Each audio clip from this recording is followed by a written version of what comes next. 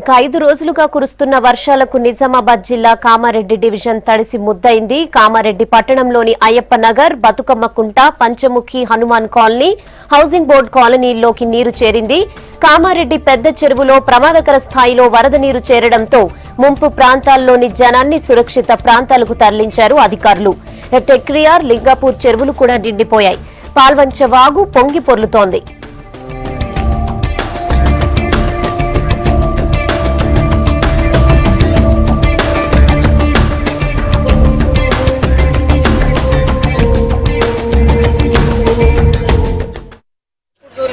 వరదలు నిద్రనే పోలేదు, ఇంట్లోకి నీళ్ళు వచ్చేసినాయి.